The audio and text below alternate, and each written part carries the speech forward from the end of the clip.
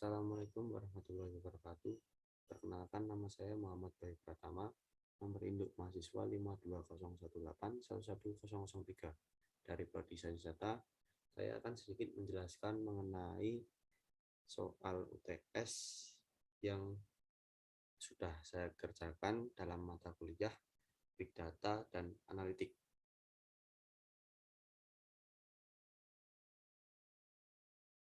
Dalam soal pertama,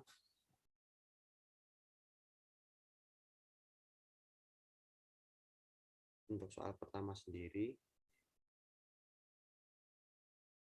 terdapat data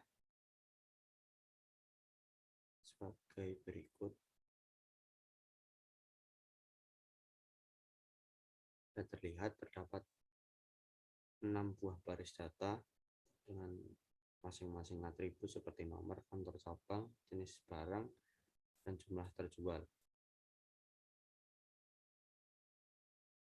Untuk permintaan dari soal pertama tersebut, kita diminta untuk menampilkan jumlah total terjual dari komputer dan tablet.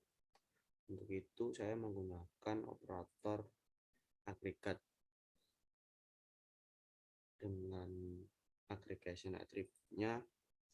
Saya memilih, karena yang diminta jumlah terjual, kita memilih atribut jumlah terjual dengan aggregation function-nya sum, karena kita gunakan untuk menambah. Selanjutnya kita menentukan group by atribute-nya jenis barang. Kemudian hasil dari eksekusi menggunakan operator agregat yang kita telah tentukan parameternya tadi adalah sebagai berikut.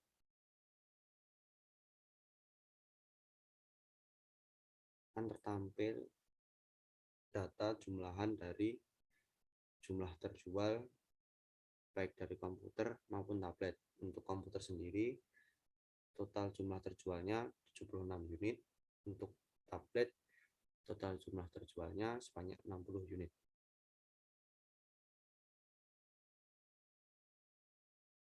Untuk kemudian soal nomor 2 adalah tentang fungsi dan penerapan rapid miner dalam proses data preprocessing.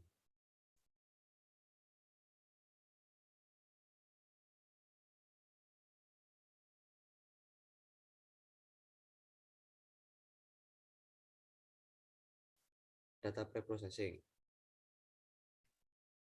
Data preprocessing merupakan teknik awal data mining untuk mengubah data mentah atau biasa dikenal dengan raw data yang dikumpulkan dari berbagai sumber menjadi informasi yang lebih bersih dan bisa digunakan untuk pengolahan selanjutnya. Lalu mengapa suatu data mengalami proses preprocessing? Data mengalami proses preprocessing dikarenakan data tersebut masih kotor. Kotor dalam hal ini yang dimaksud adalah data tersebut mungkin saja tidak lengkap. Contohnya, ada atribut yang hilang atau hanya berisi agregat data. Contohnya, atribut pekerjaan orang tua yang seharusnya merupakan atribut yang memiliki isi pekerjaan, semisal pedagang, entrepreneur, atau apapun itu, tetapi data tersebut kosong dan tidak ada isinya. Kemudian, data yang masih kotor antara lain juga termasuk data yang error dan noisy, yaitu data yang mengandung kesalahan tersembunyi. Contohnya, ada atribut gaji ortu yang seharusnya merupakan data yang berupa numerik, tetapi terdapat huruf pada akhir dari angka 200.000. Contohnya seperti yang terlihat pada slide. Kemudian yang merupakan data kotor selanjutnya adalah data yang tidak konsisten atau adanya ketidakcocokan dalam kode dan nama. Contohnya, umurnya 33 tetapi kelahiran tahun 92.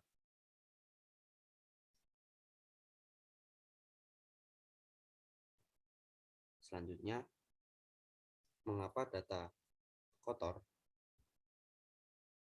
Data kotor bisa terjadi karena data yang tidak lengkap, yang disebabkan tidak tersedia saat pengumpulan, atau bisa juga data yang tadinya dianggap tidak penting. Kemudian datanya salah, bisa terjadi karena kesalahan dalam alat pengumpul data, bisa juga kesalahan manusia atau komputer saat penginputan data, bisa juga karena kesalahan saat pengiriman data. Penyebab data kotor selanjutnya adalah data yang tidak konsisten. Penyebabnya sumber data yang berbeda, graph integrity yang dilanggar, dan adanya kemungkinan duplikasi data. Lalu kegiatan yang dilakukan dalam proses preprocessing data. Yang pertama ada pembersihan data. Pembersihan data biasanya berisi pembersihan data yang hilang, membersihkan noisy data, mengidentifikasi dan membuang outliers, dan selesaikan data yang tidak konsisten. Yang kedua, integrasi data, yang biasanya berisi integrasi dan multi database. Yang ketiga ada normalisasi dan agregasi. Yang keempat, reduksi data, di mana data bisa sedikit lebih dikecilkan tetapi hasil statistik pada akhirnya tetap sama. Yang terakhir ada diskretisasi, yaitu untuk data numerik. Kemudian penerapan pada rapid miner. Yang pertama, pembersihan data, deteksi anomali field yang tidak konsisten.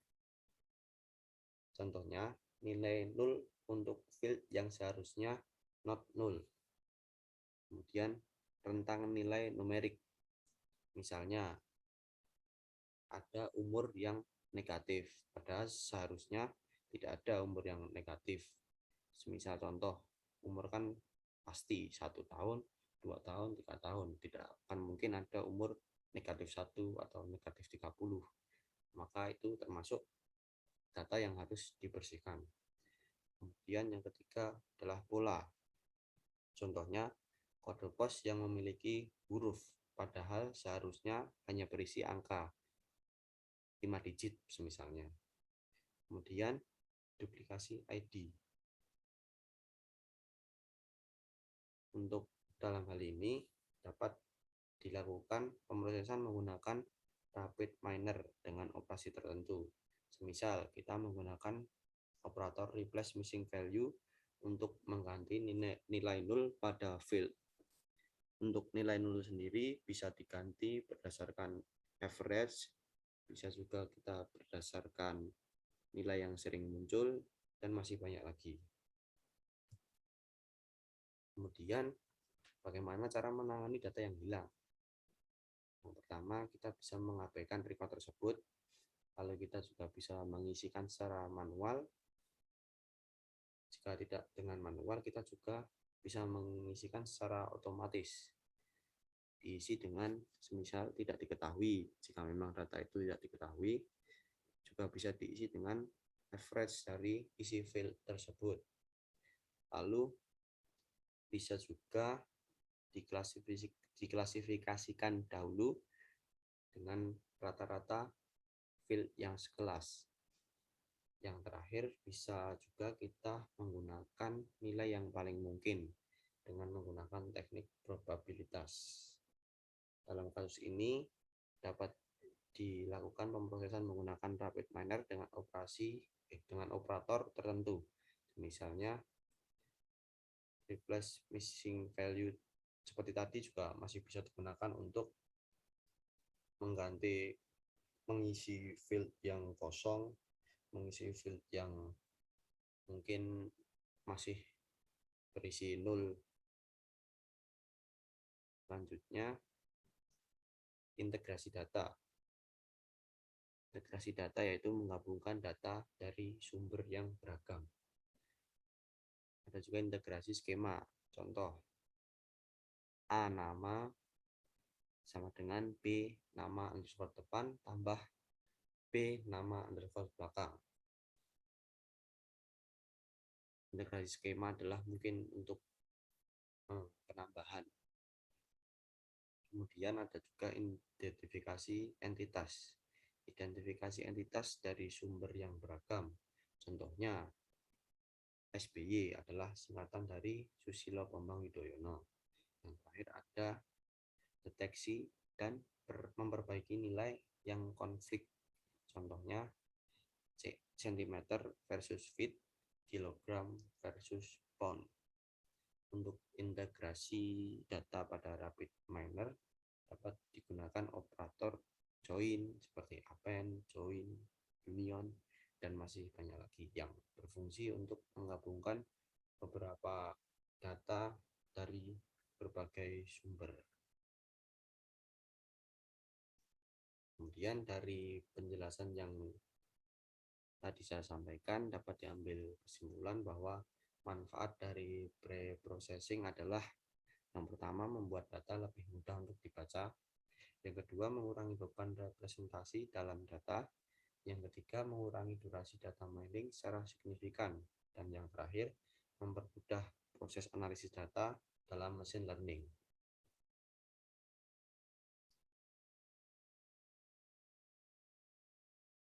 Kemudian kita berlanjut ke soal nomor 3 yang berisikan tabel sebagai berikut.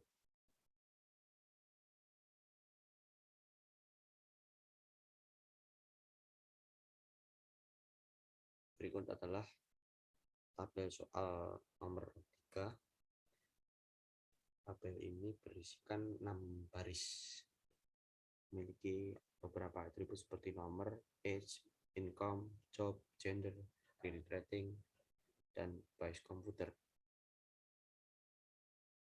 Untuk soal nomor 3, kita disuruh untuk yang pertama mengelompokkan penghasilan pekerja. Untuk mengelompokkan penghasilan pekerja, yang pertama saya menggunakan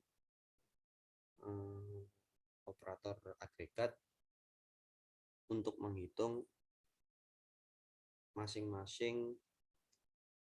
jumlah masing-masing pendapatan dengan aggregation atributnya income, aggregation functionnya count, dan dengan group by atributnya kita memilih income.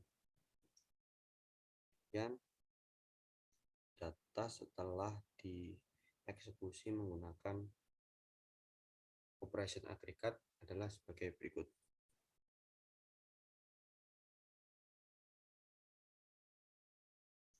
Dari hasil eksekusi didapatkan jumlah pendapatan high terdapat 4 orang, untuk jumlah pendapatan low ada 1 orang, jumlah pendapatan medium ada 1 orang. Kemudian untuk pengelompokan data berikutnya saya menggunakan operator filter example. Untuk yang pertama kita menggunakan filter example untuk pengelompokan data berdasarkan penghasilan yang rendah dengan settingan parameter filternya income equal, karena kita akan menampilkan data dengan income yang low, kita pilih low. Setelah itu kita jalankan operator sehingga menghasilkan data yang menampilkan seseorang yang mempunyai income low. Terdapat 1 data, yaitu data dengan nomor 5. Kemudian selanjutnya kita beralih ke pendapatan medium. Untuk settingan parameternya kurang lebih masih sama seperti income yang low tadi. Perbedaannya kita memilih yang medium karena kita akan menampilkan income yang medium. Kemudian data setelah dieksekusi adalah sebagai berikut. Tertampil data dengan pendapatan medium terdapat pada seseorang yang memiliki nomor 2.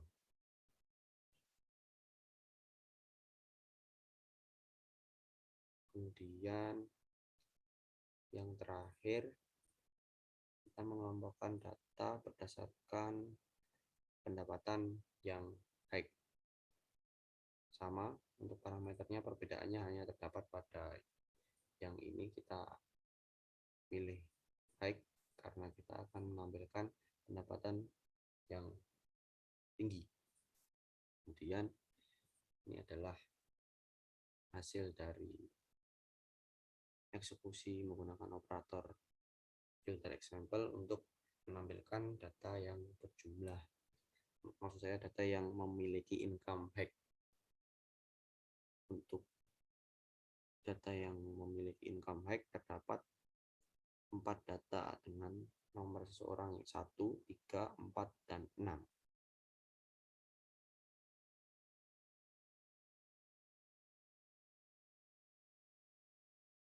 Oke, selanjutnya adalah menampilkan orang yang berumur di atas 30 tahun. Masih sama, kita menggunakan operator filter example dengan parameternya kita select filternya add filter, kita pilih atributnya age, lalu kita uncheck preselect komparator, kita gunakan tanda lebih dari, lalu kita pilih ketikan umur 30. Kita oke. Kemudian kita eksekusi menggunakan filter example. Kemudian tertampil data dengan seseorang yang berumur lebih dari 30 tahun. Terdapat 4 data dengan seseorang yang berumur lebih dari 30 tahun. Data nomor 1, 3, 4, dan 6.